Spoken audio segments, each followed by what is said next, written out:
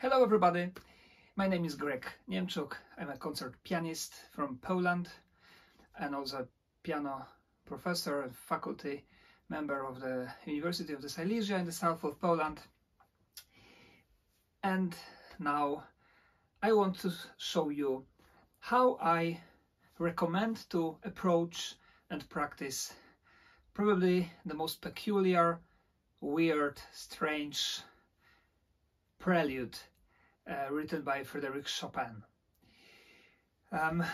Prelude number 5 in D major.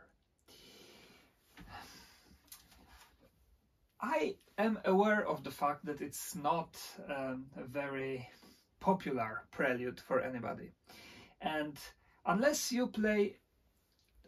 want to play the whole cycle of preludes, all the 24, probably you are not very interested in learning this one. So I have a few advices which I want to share for you if you decided to learn it, or you already are playing it and you just want to improve it. So here we go. First advice, maybe will sound a little strange, but don't listen to the recordings of this prelude. Try to avoid listening to anybody. This is because 99% of the recordings are simply played too fast, and that is only discouraging.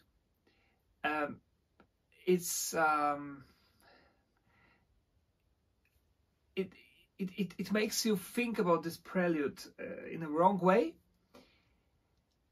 and it can just produce a big mess in your head and in your ears and in your brain.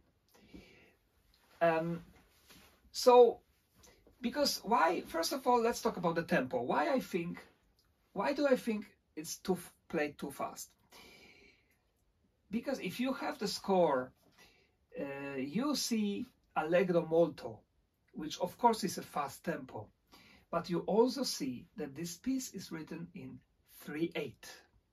And so 3/8 means for Chopin, and I know Chopin, I know all of his music, that we have to count on every 8 notes, so on 3. So this is a very fast piece on 3. So 1, 2, 3, 1, 2, 3, 1, 2, 3, 1, 2, 3, and then how it sounds. How does it sound? 1, 2, 3, 1, 2, 3, 1, 2, 3. So I recommend the maximum tempo of this.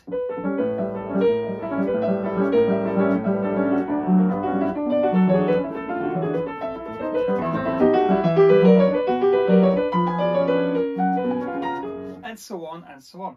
So, you know, and if you know recordings, you know that it's rarely played in such a tempo. So that's my first advice. Now, the second advice for anybody who wants to learn it is, don't even try to read this and learn it hands together. Probably, maybe you already know it because you look at the score and you think, oh my God, this is so hard, I can't do it. Absolutely. It's not easy, so we have to make it easier to approach the piece. So what I recommend is learn the whole prelude, each hand separately. First, of course, in a slow tempo, then speed up each hand separately. And when you are very fluent, when you know it very well, then it's time to put hands together. And in this prelude, I recommend to sometimes put together even 1 bar at a time. But now let's do it. I want to show you how to approach, because we have in many different parts we have different problems. The most important thing in our hand in this prelude is the wrist. Here in this prelude, the wrist has to move all the time. It already starts. And now observe my wrist.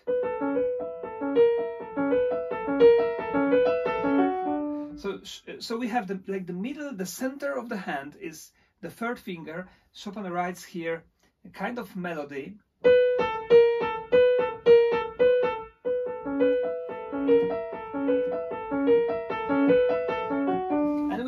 And another thing that we have here is crescendo and then diminuendo. So it has to grow and then disappear. And then we arrive back to the dynamic that we don't know what dynamic, because Chopin wrote no dynamic whatsoever here. But we suppose that it's piano. Left hand, you can say that it's not for small hands because we have A, G and E. But now look, it's a magic.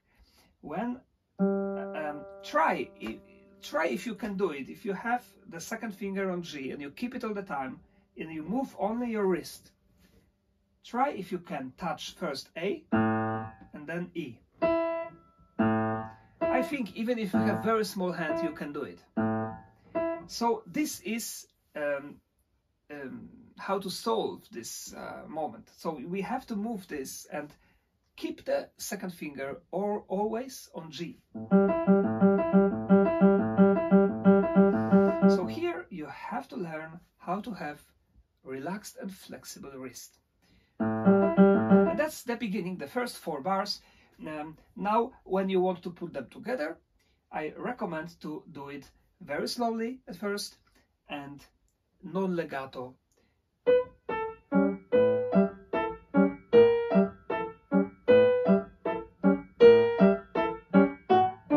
And stop.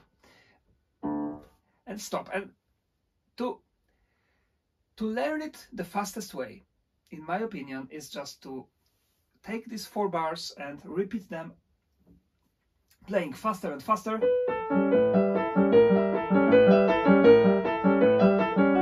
And stop, and again. And stop, and again. And stop, and again. And so on, and so on. And then you go to a certain tempo that you want to play. Okay, now we have, let's say this was the introduction, and now we have the real theme, let's call it like this.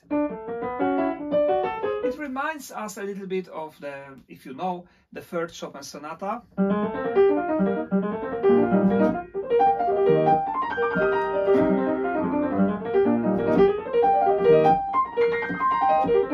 It was a long time that I have played it, but anyway, very similar pattern. A lot of chromaticism, hidden melodies, and actually 2 voices. If you don't know my analysis of this prelude, please definitely watch this. You can find it on YouTube. Just write my name, analysis, and prelude number 5. And you will find it, because I'm talking about the structure of this piece. Now, how to do this? Well, of course, I recommend to memorize. Of course, we must memorize it because this is too difficult to play from the score.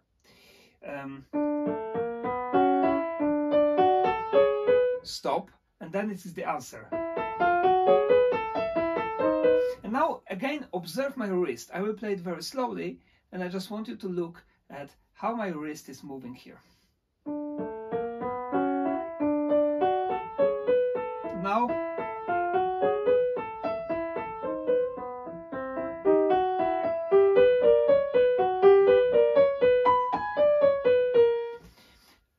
always help your fingers using your wrist to have a good articulation. Although here we have legato, but we need to have every note hearable. I recommend to practice with like scratching technique.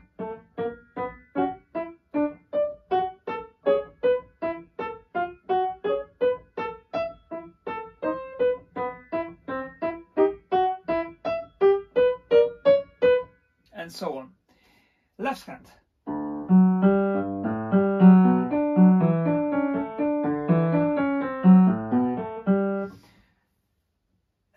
Also, look at my wrist.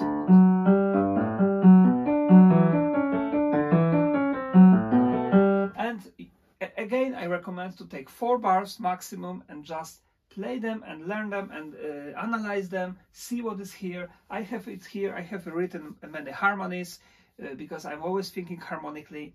What are the keys? What is the key? Here is the D major, then there is E7, then there is A major. So it always makes sense. Of course, if you have the knowledge of theory of music, like the harmony and chords, that helps very, very much. And these 4 bars, if you want to play them faster, I also recommend to, and now this is very important, to take 1 bar only at a time, plus the first note of the next bar. So that will be, stop. And simply repeat, that's the fastest way. And then the left hand. If you can play them, then you just, I recommend right hand, left, right, left, and then together but slower.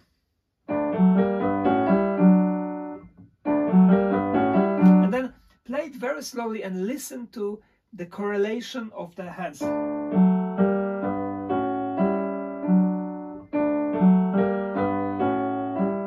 It's very beautiful actually. This prelude is very beautiful when we play it very slowly.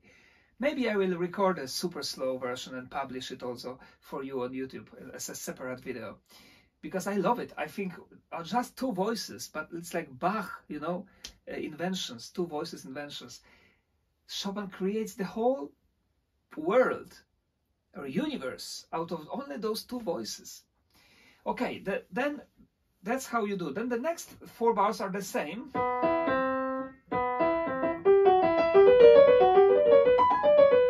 And then we have a new 4 bars which brings new difficulty here, which is,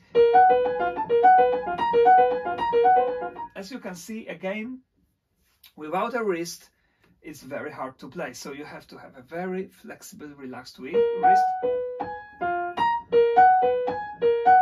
Now, how to practice this? First of all, try to play those 2 notes together, and the 3rd as an arpeggio.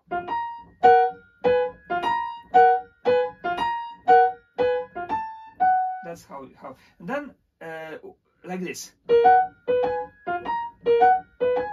And now look at my wrist. Down, up, down, up, down, up, down, up, down, up.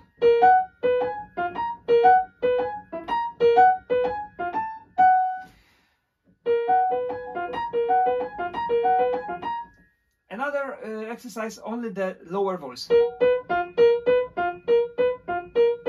Then only the upper voice. And then actually this you can even spend, let's say you spend 5 minutes, you put the stopper on, you turn it on, and you just do this. But remember, with relaxed wrist and relaxed elbow. So you can even move sometimes the elbow so that, you see, sometimes I'm even doing like this.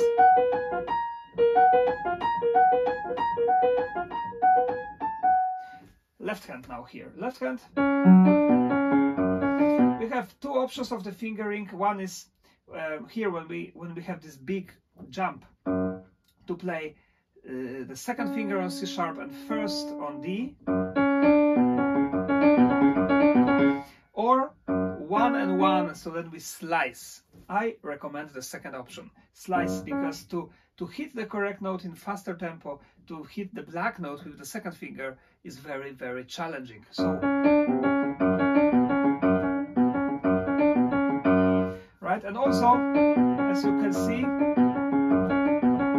relaxed wrist that is moving all the time, helping fingers. Okay, then we have the same thing, and at the end also the same thing. So I think that's all more or less. The last advice, even take the metronome and start when you play, when you learn it by heart, and when you finally get to play it very slowly, start to play the whole piece slowly and as beautiful as you can. Even slower. And now sync.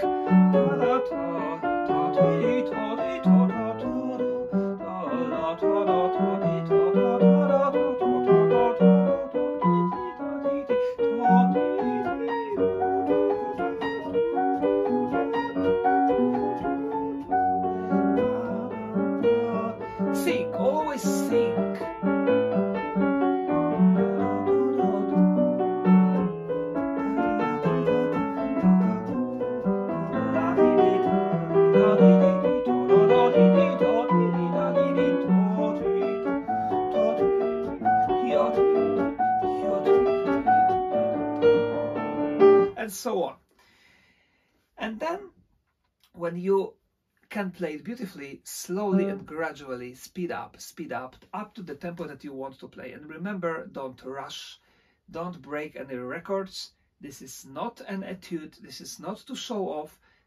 Chopin didn't write this piece to show off the technique.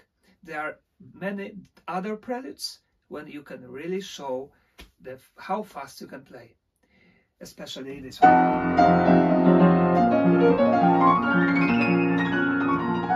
And we will talk about it also later. Okay, thank you and happy practicing. Bye bye.